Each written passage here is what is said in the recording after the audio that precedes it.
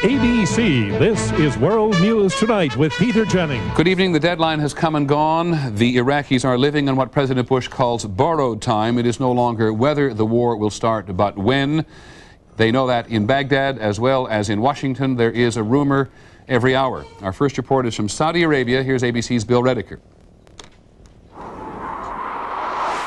On the battleship Wisconsin, coordinated sea-air operations with British fighter jets, the firing of the ship's 5-inch guns, the testing of its anti-missile system, preparations for war.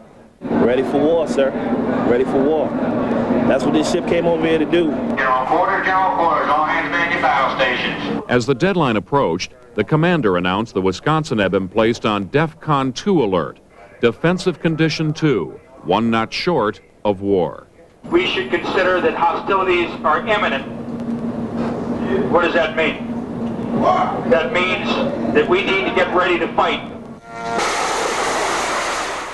Ready also means that the Wisconsin has begun launching its miniature unmanned planes that can transmit remote television pictures of Iraqi ships and other targets.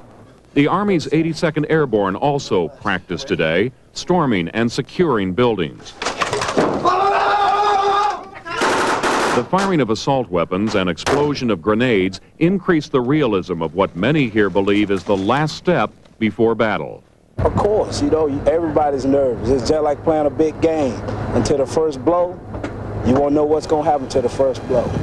At the largest airbase in Saudi Arabia today, some F-15 air-to-air combat planes were on Zulu alert, ready to take off, fully armed in 15 minutes. Anybody tell you they're a little scared in my position right now? And if they tell you they're not scared, they're probably lying to you. On the day the deadline came and went, American forces were exercising with a new intensity and a new seriousness. Before the Marines today moved closer to the border, they were given chemical warfare antidotes. This is how to use the injector. The instructions are also on the injector. You'll be getting a class later. Tonight, considerably increased air activity here in Saudi Arabia. During the past half hour, we have counted about 20 fighter jet aircraft takeoffs. Normally, there is some air activity at night, but it's normally transport and a few air missions. This does mark an increase in air activity. Peter? Bill, I hear that from elsewhere in Saudi Arabia as well. What does the military high command say about it?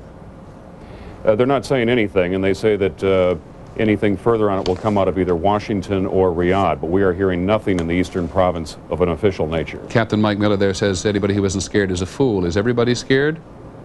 I think there's a certain amount of tension in the air and a certain amount of anxiety, both among the troops and the civilian population. There's a definite feeling that something is up or about to be up. Okay, thank you very much, Bill Rediker, who's in Saudi Arabia. By the way, senior Pentagon officials confirmed to ABC's Bob Zelnick that there has been an increase in night activity in the Gulf from both bases on land and also from ships, but they declined to characterize it beyond that.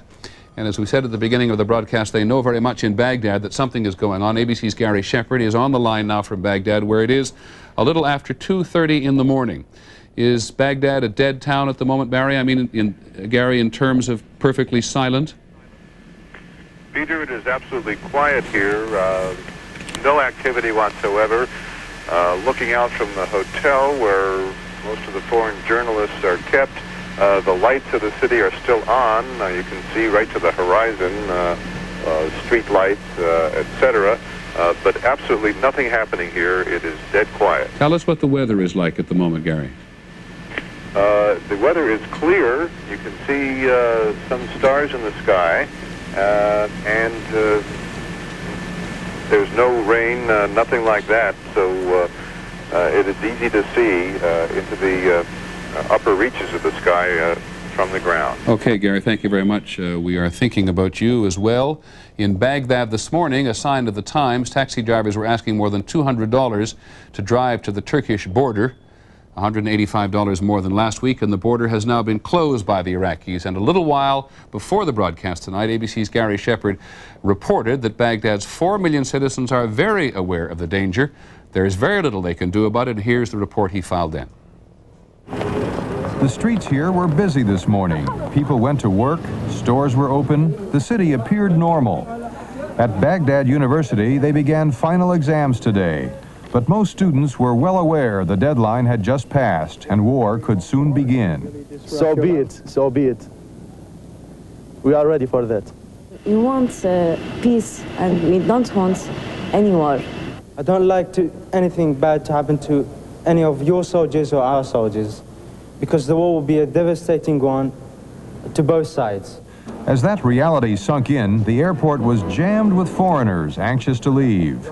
Both scheduled flights to Amman, Jordan were sold out. We're going to dump out of that piece by Gary Shepard at the moment and go back to him live on the telephone, for he has an up-to-date report. Gary. Peter, I am looking directly west from our hotel now, and throughout the entire sky there are flashes of light. It appears to be some sort of anti-aircraft fire, a couple of flashes on the horizon now. Something is definitely underway here. Something is going on. The whole sky lit up with these flashes continually. Is it far in the distance, Gary? Occurring, and now we can see an obvious tracers in the sky. Planes now coming toward this hotel, and flashes. The sound of flak and flares.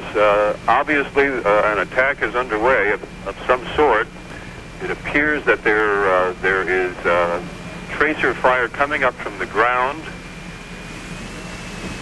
and an incredible panorama of flashes continuing as I speak. How close is it to the city where you are, Gary? We now see an entire stream of red tracer fire. And now sirens, air raid sirens, are beginning to sound over Baghdad.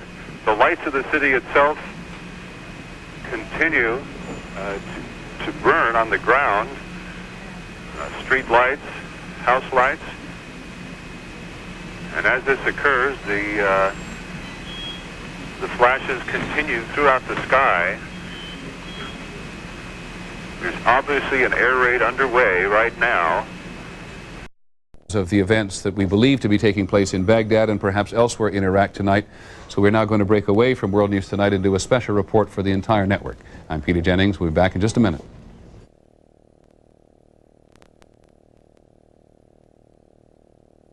This is a special report from ABC News. Time. I'm Peter Jennings in New York. We believe that something is going on in Iraq. We know something is going on in Iraq. We do not know what. Let me just very briefly bring you up to date on what we do know. Reporting from Saudi Arabia and Washington tonight confirms that there has been unusual American air activity in the area of the Persian Gulf. And ABC's Gary Shepard is currently on the line from the Al Rashid Hotel in the western sector of Baghdad. And Gary, bring us up to date very quickly on what you have been seeing over the last 5 or 6 minutes. Peter, we have been watching an incredible display of anti-aircraft fire shooting up from the ground, looking west from the hotel. Huge tracers, red staccato-like fire going up.